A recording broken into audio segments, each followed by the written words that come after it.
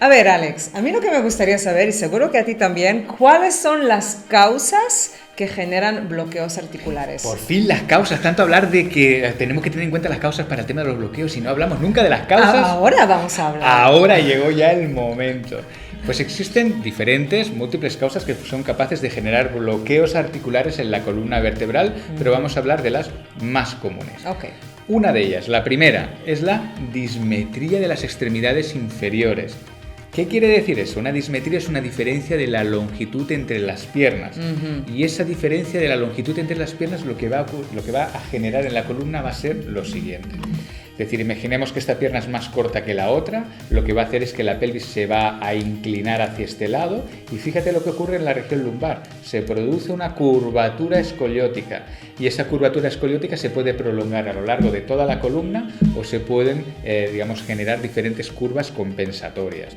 Entonces, esta dismetría, esta reducción de la longitud de la pierna, lo que va a hacer a este nivel de aquí, en este lado, es bloquear las articulaciones interapofisarias porque estarán impactadas por la posición de la columna. Entonces, la dismetría asociada a la escoliosis es una de las causas principales de bloqueos articulares. Sí, pero yo no voy por las calles y viendo gente como tú dices, ¿no? Que van así, o sea, eso no será tan común. O nos estás diciendo que hay un poquito de dismetría que ya genera todo eso, aunque sean pocos milímetros. Es una observación brutal esta que estás comentando. Fíjate, normalmente las dismetrías oscilan, las más comunes, entre 3 milímetros y 1 centímetro. Fíjate que no es mucha cantidad, 1 centímetro es esto aproximadamente.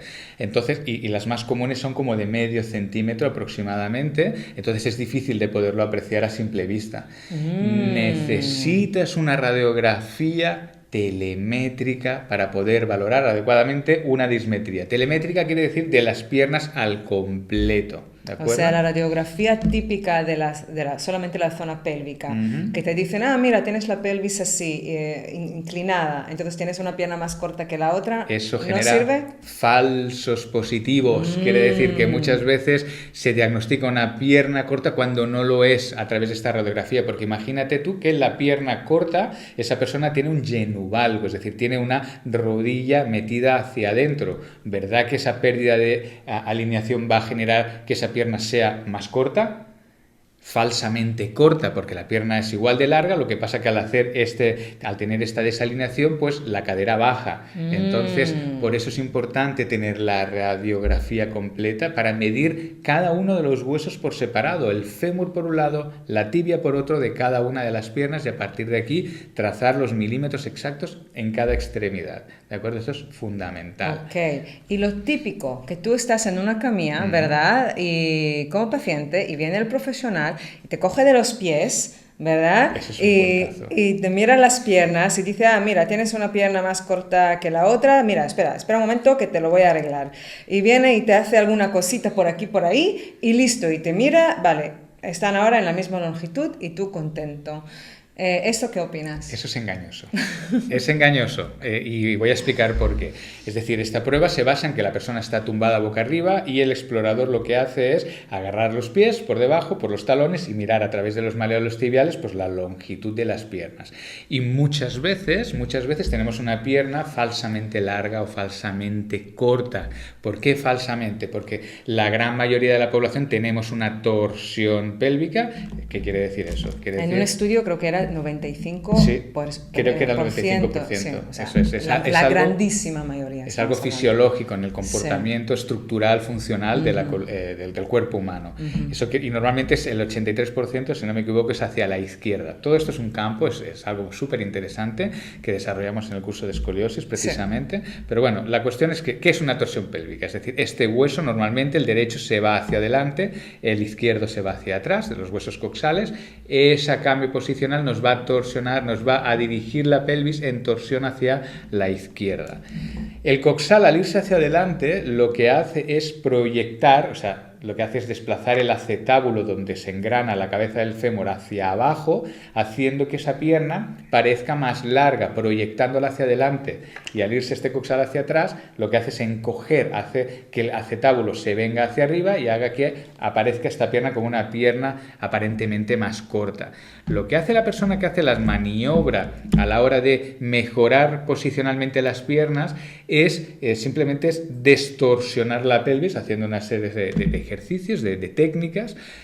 Pero ¿qué es lo que ocurre? Y aquí está el asunto engañoso, que la persona cuando se pone de pie y se pone a caminar, al cabo de pocos pasos recupera la torsión pélvica. Entonces, la utilidad que esto puede llegar a tener es relativa. Hay que tener en cuenta que la torsión pélvica está directamente relacionada con una escoliosis o actitud escoliótica. Es decir, si este coxal se va hacia adelante y ese hacia atrás y tengo una torsión pélvica en este sentido, el sacro gira hacia la izquierda y el sacro arrastra las lumbares en rotación izquierda, tanto L5, L4, L3. Entonces está íntimamente unida la escoliosis o actitud escoliótica de la columna con la pelvis. Con lo cual, podemos distorsionar la pelvis, pero la escoliosis lumbar que está estructurada, cuando empecemos a caminar, va a girar el sacro y va a obligar a torsionarse a la pelvis, sin mencionar las influencias que también podemos recibir de las extremidades inferiores. Ok, entonces, esa es la primera causa y sé que hay 4 en total. Ajá. Y la 4 es la más interesante. ¿Ah, sí? Así que cuéntanos sobre la segunda. La segunda causa son los hábitos posturales. Y los hábitos posturales están en todos lados. ¿Qué están tocando, incordiando aquí? No acabamos de aprenderlo. Y qué difícil es ponerse bien y saber cómo utilizar el cuerpo. Y a la vez es sencillo, pero no lo hago. Pero bueno, ¿qué tiene que ver aquí los hábitos posturales con los bloqueos de la columna vertebral? Muchas veces nos sentamos desplomadamente, ¿verdad? ¿De verdad? ¿Tú crees que la sociedad está así y los móviles y el ordenador? ¿Tú crees que estamos más sentados en la sociedad? Yo creo que no has salido al mundo y no lo has podido observar con tus propios ojos. Probablemente estoy en mi castillo y no salgo. Debe ser eso. Pero bueno, lo más típico es que nos desplomemos, sí, ¿verdad? Entonces adoptamos una actitud de flexión. Hasta los niños. Sí, eso es. Una actitud hipercifótica de flexión exagerada de la columna torácica, y esa hipercifosis lo que va a hacer es, tenemos las articulaciones interapofisarias de la parte de detrás de la columna. Imagínate que yo soy la vértebra de abajo, que tengo esas articulaciones a nivel torácica en esta posición, y la vértebra de encima se apoya en esta posición, digamos en la vértebra de abajo. Es decir, tienen esta orientación espacial. Si aquí tengo la columna, en la parte de atrás se orientan así. Una articulación aquí y otra articulación aquí. Vamos a enseñarlo quizás. Las tenemos aquí, vamos a ver si se puede observar adecuadamente. La tenemos aquí. Aquí está, aquí mismo. Y si no, lo podrás ver en la imagen que puedes ver proyectada. Entonces, la cuestión es que si nosotros nos vamos hacia la flexión, las vértebras, las articulaciones interapofisarias van a quedar comprimidas por ese movimiento anteriorizado, generando esa succión, ese efecto ventosa, ese bloqueo articular a ese nivel. Y precisamente los bloqueos en las diferentes articulaciones interapofisarias torácicas van a participar en la rigidización de la columna en flexión. Desplome postural.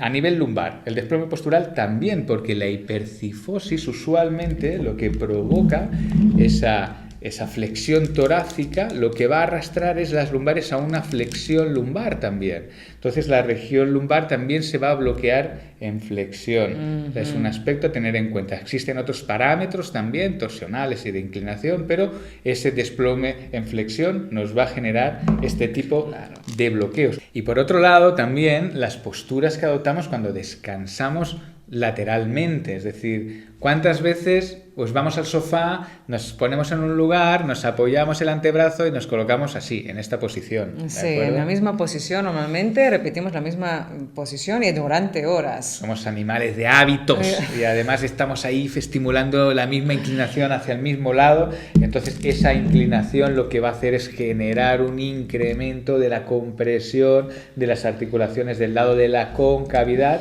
y generando bloqueos debido a ese comportamiento, debido a cómo utilizamos estáticamente la columna vertebral. Sí, realmente nos perjudicamos descansando. O sea, pensamos que solamente nos perjudicamos cogiendo un peso elevado, haciendo unas locuras, pero en realidad en el sofá. O sea, es así, mal sentado delante del ordenador. O sea, actividades diarias que nos perjudican son muchas más, incluso yo diría, fuertes que algo puntual que puedes hacer en un momento, pero el resto del día estás bien alineado. Es una de las causas principales de degeneración discal, por ejemplo. Wow. Okay. Sí. Hay que tenerlo muy claro, que eso es como una de las causas principales de la degeneración. Eso es. Genial. Vamos a la tercera. La tercera son las causas ascendentes. ¿Qué quiere decir esto de las causas ascendentes? Son problemas que vienen de las piernas y se producen adaptaciones en la extremidad inferior que afectan a la pelvis y acaban afectando a la columna lumbar. Vamos a poner ejemplos para entendernos. Imagínate una persona que tiene rotación interna de las caderas. Es decir, esas personas que tienen las rodillas mirando hacia adentro. Eso lo que va a producir es que se produzca esta rotación interna de las caderas. Esta rotación interna, en ocasiones, lo que hace es estimular la anteversión pélvica, porque la cabeza del fémur impacta contra la parte posterior del acetábulo, se produce una anteversión pélvica y esa anteversión pélvica va a extender hiperextender toda la columna lumbar o la parte baja lumbar.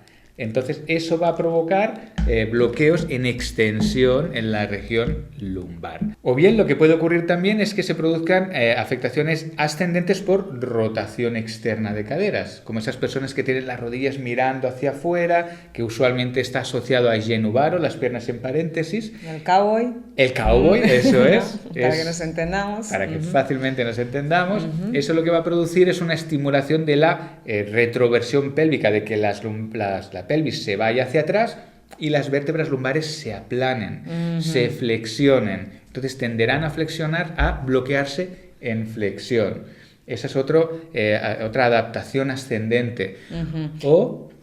Pero también podría ser que solamente es lo que estabas comentando ahora ocurriera en una sola pierna. Fantástico. O sea, que solamente una pierna tenga el genovaro, el genovalgo, y tampoco tan acentuado. No tenemos, porque a veces cuando lo comentas uno con la imaginación, podría pensar en algo como super clown, ¿no? Como pierna más larga que la otra, un X. No, son pequeñas, estamos hablando de milímetros, que quizás a un ojo que no tiene este ojo clínico, que no está ni acostumbrado de ver esas desalineaciones, ni lo aprecia. Eso es. Sí, el cuerpo además tiene una capacidad tremenda de adaptarse a los desequilibrios mecánicos que van ocurriendo, que todos tenemos y que tenemos en diferentes zonas en nuestro cuerpo. Entonces estamos diseñados precisamente gracias a las cadenas musculares a que se produzcan esos fenómenos compensatorios para mantener el eje lo más alineado posible en contra de la fuerza de la gravedad y mantener la funcionalidad corporal.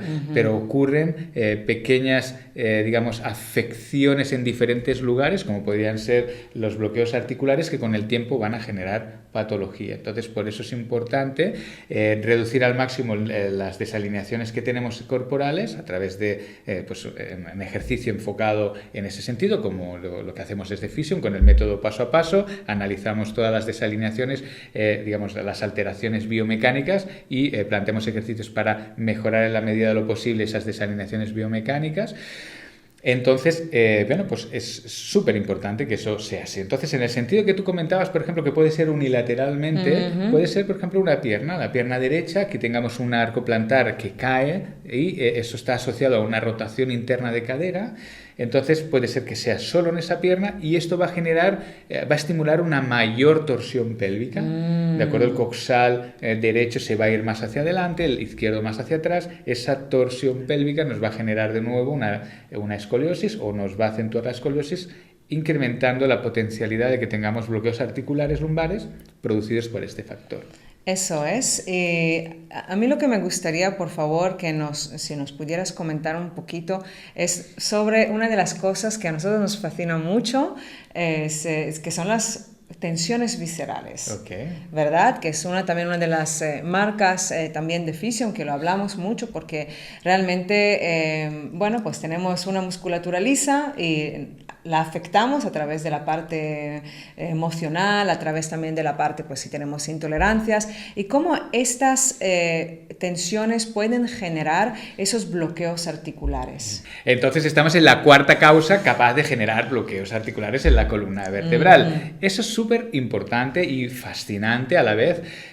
Fíjate, tenemos dentro de la cavidad abdominal tenemos el paquete visceral, ¿de acuerdo? Dentro del cual tenemos el intestino grueso, el intestino delgado, el estómago, el esófago también, que traspasa hacia la cavidad torácica.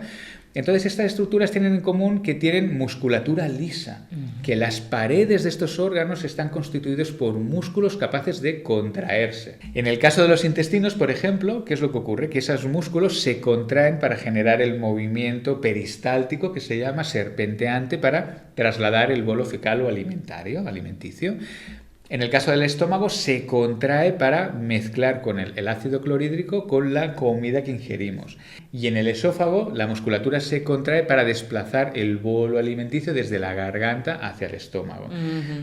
Pero entonces fíjate tú la curiosidad, que por ejemplo, si tenemos intolerancias alimentarias o alergias alimentarias, la musculatura lisa intestinal es capaz de incrementar el tono y condicionar la posición del tronco. En el caso del estómago y el esófago pasa lo mismo, pero relacionado más con el estrés. Es el estrés lo que hace es incrementar el tono de la musculatura lisa, generando una actitud hipercifótica. Y vivimos en las ciudades occidentales, vivimos bajo el paradigma del estrés de una manera significativa. El trabajo, los niños, el tráfico, la contaminación. Estamos, bueno, pues la gente para arriba y para abajo sin tener muchos espacios de relax realmente. Claro. Entonces es increíble, es curioso cómo realmente el tejido blando, la musculatura, es capaz de modificar la posición estructural del cuerpo. Es algo como bastante chocante, ¿no? Porque uno puede pensar en un principio, pues el cambio posicional del esqueleto condiciona la estructura blanda, y muchas veces es al contrario. Entonces, en la consulta, he visto muchísimas personas que han tenido este tipo de condicionamiento y cómo, a través del ejercicio específico y a través de la terapia manual somos capaces de liberar ese tejido para que descondicione el atrapamiento del cuerpo. Quisiera comentar algo, es decir, claro, en fisio hablamos de la corbata interna, es decir, cuando estas estructuras están tensas, generan como una corbata interna que inducen hacia la hipercifosis. Y hay toda una metodología que explicamos en la certificación de lesiones y patologías, el método paso a paso, para descondicionar a través de una serie de consideraciones y de ejercicios apropiados esta corbata interna, esta tensión interna. Quería añadir que las cicatrices también son capaces también de generar este cambio posicional del cuerpo. Por ejemplo, una cesárea, con Silvia Soriano, por ejemplo, lo hemos comentado muchas veces, es fisioterapeuta, osteópata, profesora universitaria, experta en uroginecología, suelo pélvico, como a través de un simple acto terapéutico en una cesárea se producen cambios espontáneos y directos en la posición del cuerpo. Es extraordinaria realmente cómo realmente hay un juego de equilibrios mecánicos en el cuerpo inducido por las tensiones fasciales de las cadenas musculares, cómo tienen que danzar en un equilibrio realmente preciso para que todas las estructuras de nuestro cuerpo funcionen de manera armónica y nos encaminamos más hacia un estado de salud biomecánica que hacia un estado con diferentes lugares donde haya diferentes procesos degenerativos cabalgando y que nos solemos encontrar ya en la tercera edad. Claro, y también en lesiones y patologías, en la certificación, también trabajamos con ejercicios muy concretos para realmente relajar esa musculatura, ¿verdad?, en todo el paquete visceral. Aunque también hay que decir que si no vamos a las causas y seguimos comiendo gluten y no nos sienta bien, o lactosa, o soya, o fructosa, ¿no? Cada vez parece que también hay más alergias y más intolerancias y es cada vez más común. Entonces, claro, si no vamos a las causas, por muchos ejercicios que hagamos, o masajes, o terapia, que eso nos pasa, ¿verdad? Nos duele algo, vamos a un terapeuta y 2 días, 2 semanas más tarde, pues volvemos con el mismo dolor, la misma condición.